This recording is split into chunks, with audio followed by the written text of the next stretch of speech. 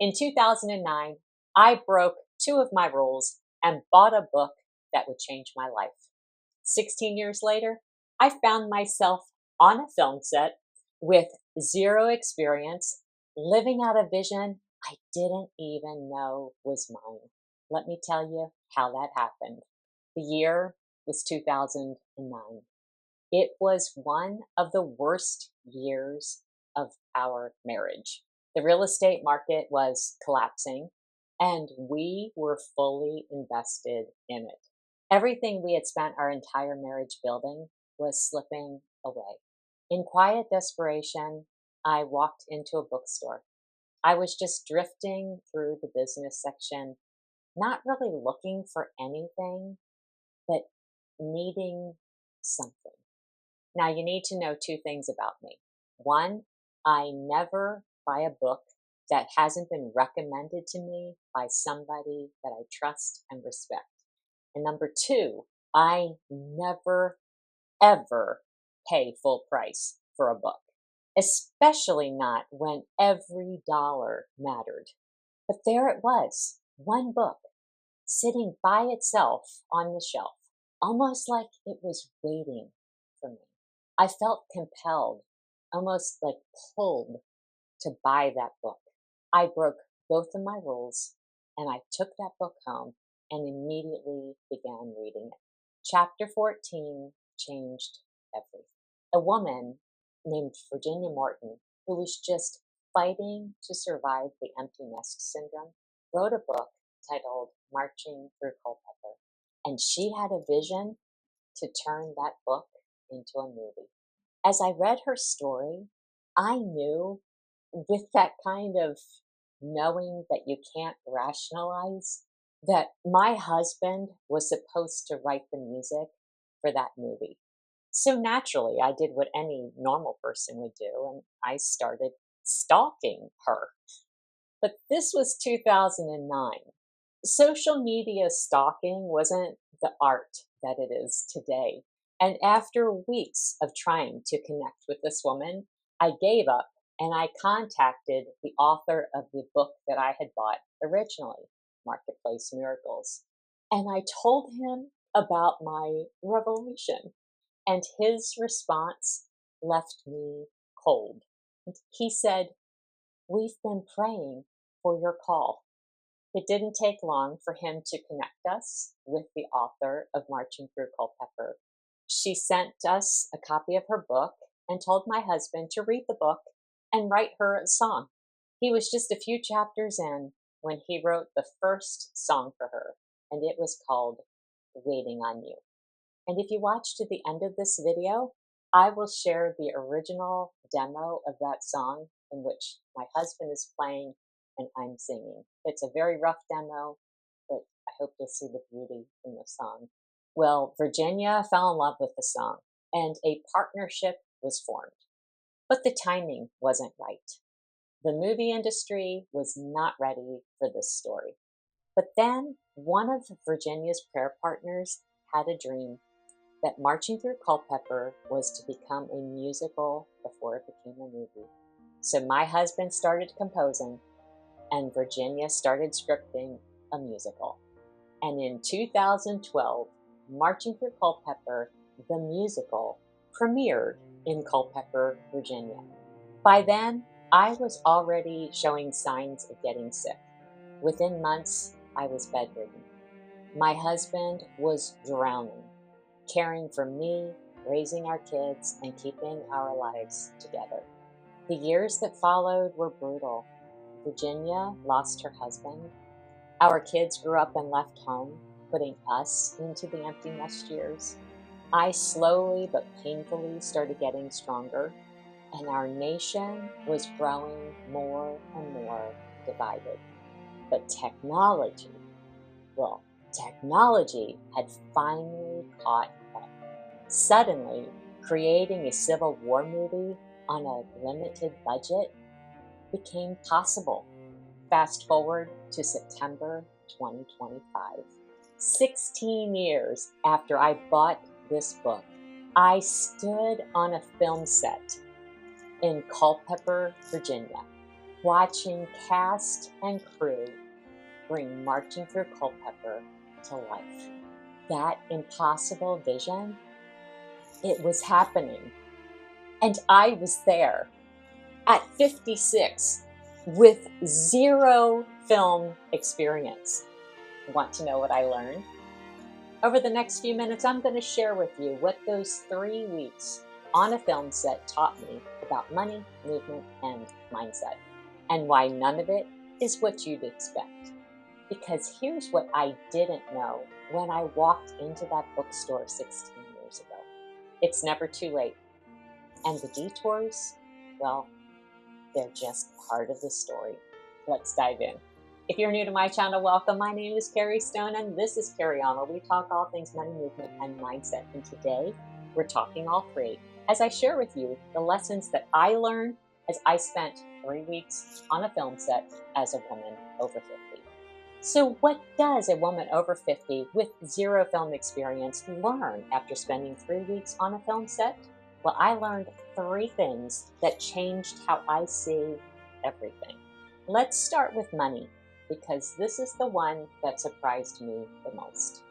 A film set runs on something that most of us never think about: collective investment towards a singular vision. Here's what I mean. Every single person on that set, from the director to the PA bringing in the coffee, was pouring their time, talent, and energy into bringing this story to life. Some were paid. Some were volunteers. Some brought equipment. Some brought expertise. But everyone was invested. And here's what hit me. For 16 years, I watched my husband pour his talent into this project, writing music, composing, refining, even learning how to do the sound for the movie. All of it with no guarantee that any of this would ever see the light of day. I'll be honest, there were moments that I questioned it. Moments that I wondered if we were throwing good money after bad, investing time, effort, and energy into something that may never happen. But standing on that set, watching the story come alive, I finally understood something.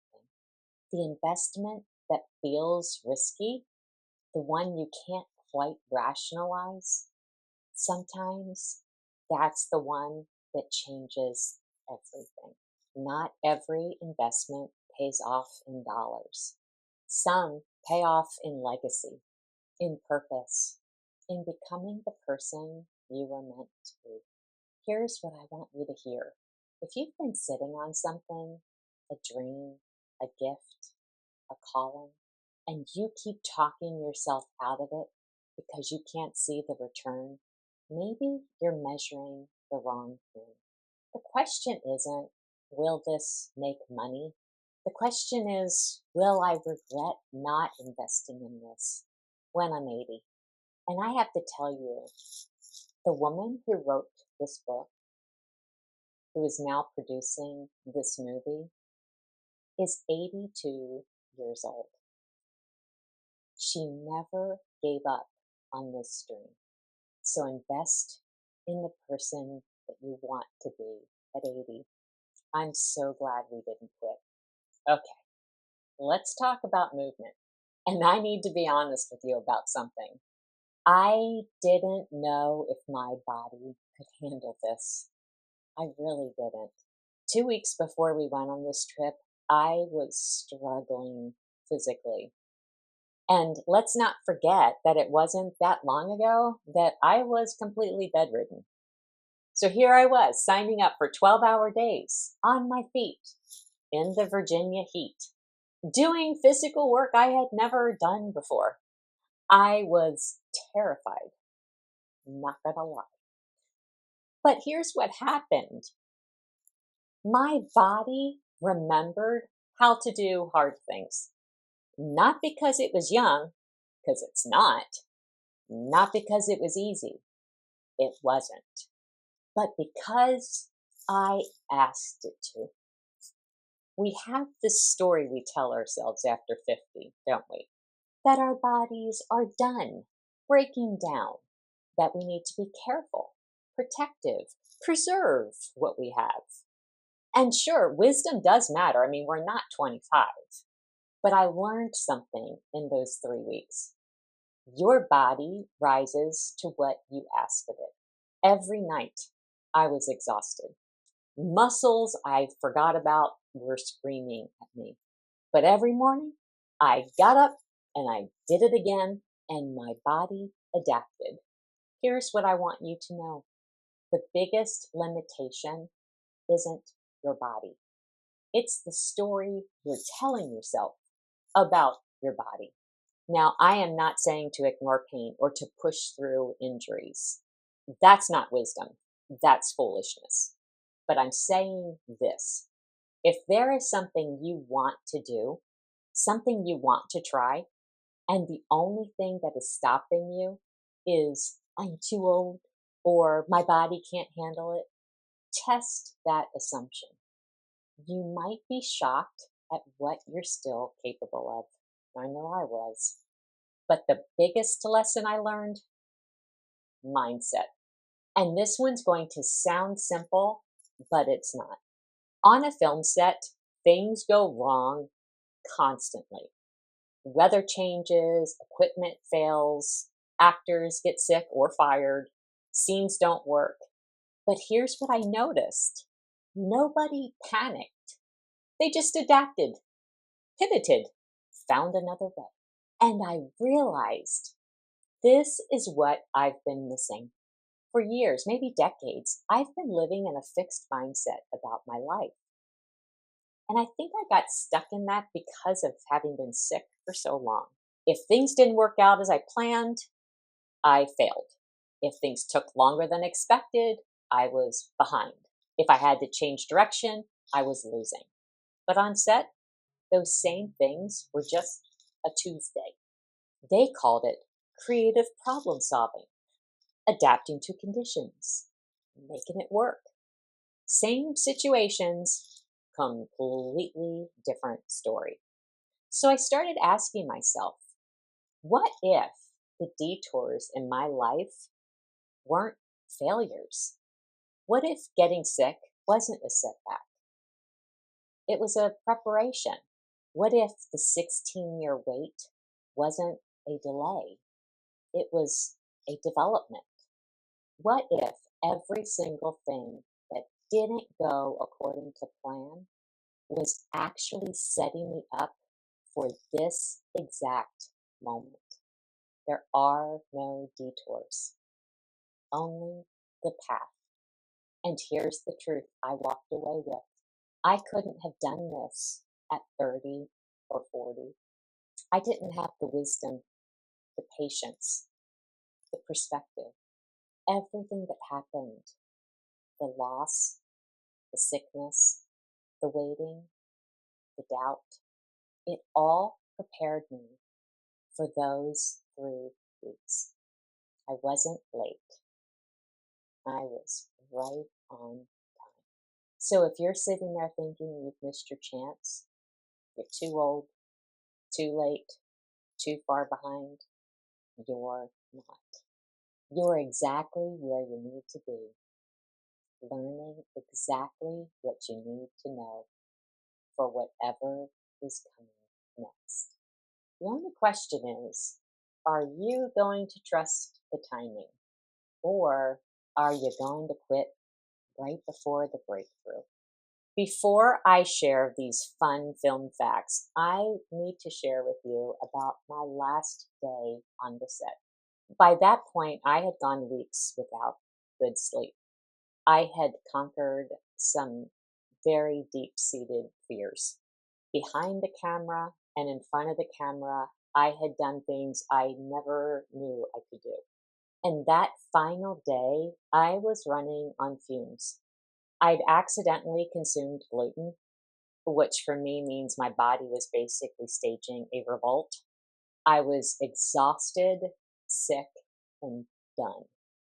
But they asked me to sing a song from the musical for our leading lady. And I had a choice. I could hold back, conserve energy, protect myself, or I could go all in. So I prayed to God, I can only do this if you give me the strength to do it. I went out there, I stood up in front of everyone, and I sang full voice, full heart, everything I had left. And when I finished, I was completely satisfied. Not because I was perfect, but because I held nothing back. This is what I want for you too. Not necessarily a film set, but that feeling of giving everything you have to something that matters, of pushing past what you thought was possible, of finishing exhausted but satisfied. That's what living with purpose looks like. Okay, before we wrap up, let me tell you a few things that I learned about filmmaking that absolutely shocked me. Fact number one, that clapper thing, take one, take two, that was my job. It's called a slate. And it's really important. It's not just for show. It actually syncs the video with the audio. And they don't let you mess it up. I know this from experience. Mind blown. This was my big job behind the scenes, and I loved it. I was able to coach, counsel, pray for people, help people through their lines, and I got to touch and feel each person that was in front of the camera, and it was such an honor and a privilege to be in that position. It was both amazing and exhausting. Fact number two, there is a person whose entire job is to make sure that the coffee cup in that scene is in the same position for each take. It's called continuity, and it's a lot harder than you think it is. Fact number three, the lingo is so fun, and my husband and I have two favorite things that we have brought home with us and are still using. The first one is 10-1 means you have to use the bathroom. So we now cannot use the bathroom without declaring 10-1 in our house. The second one that we love is room tone. My husband was in charge of the sound for the movie. And so anytime we changed sets, we had to do 1 minute of room tone, meaning everything has to be completely quiet. No one can move, breathe, walk, like nothing. And you just record the sound of a quiet room. So now when we are like desperate for silence, we'll just say room tone. And it's a fun new inside joke that we have. Fact number four, a martini shot is not a drink. It's the final shot of the day.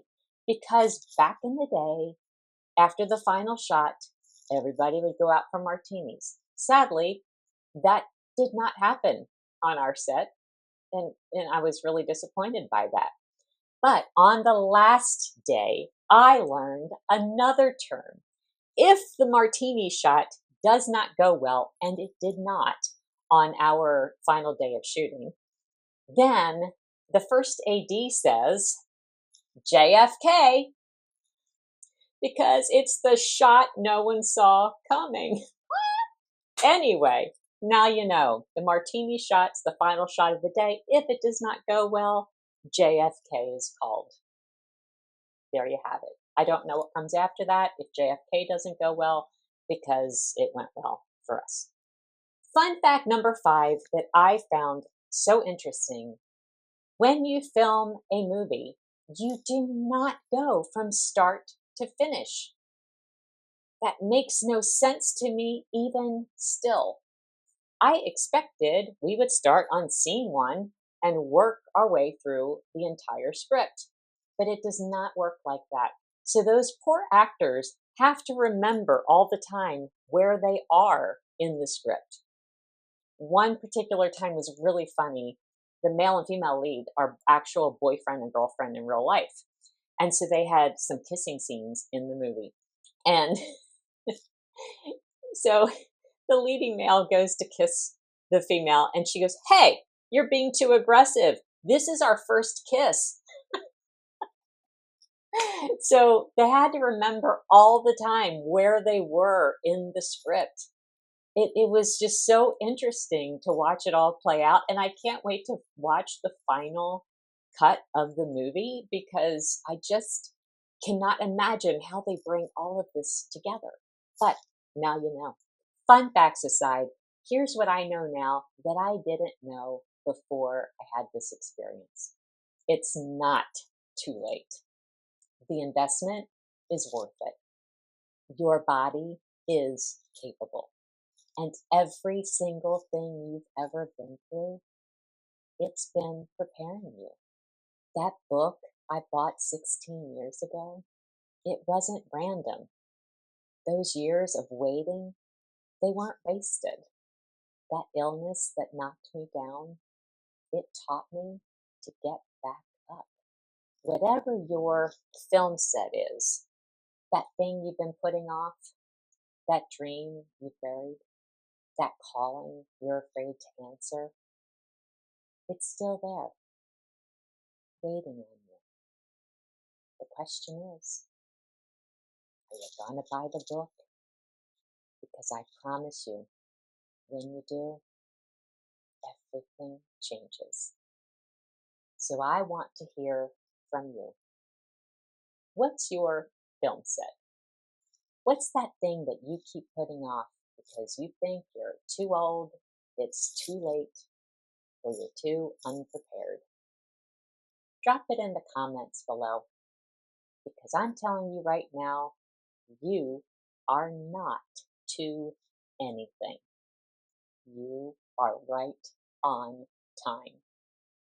And if this resonated with you, would you please help me out and hit that like and subscribe button? Because I'm just going to keep sharing everything I'm learning about living your life with purpose and passion after the age of 50. Until next time, go buy that book and carry on.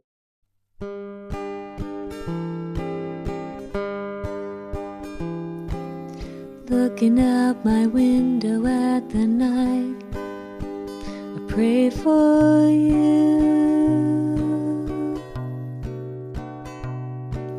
Staring at the dying embers of the fire, I pray for you.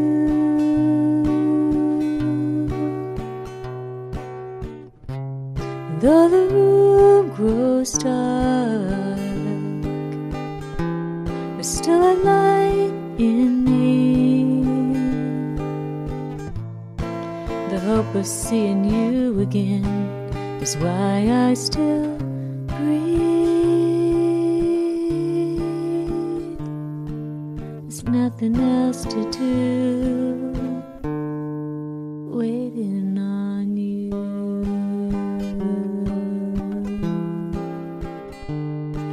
I still believe that soon you will return home to me,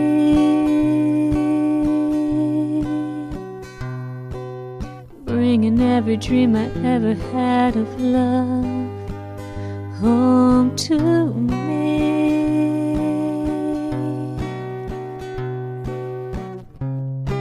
I hear of the soldiers never returned, a lesson of war so painfully learned. Well, I'd rather be a fool waiting on you. Wherever you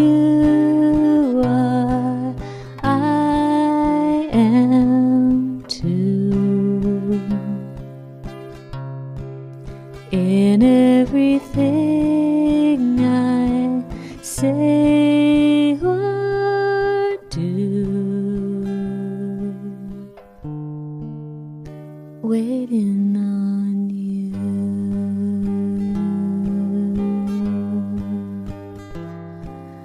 Da da da da da da da da da da.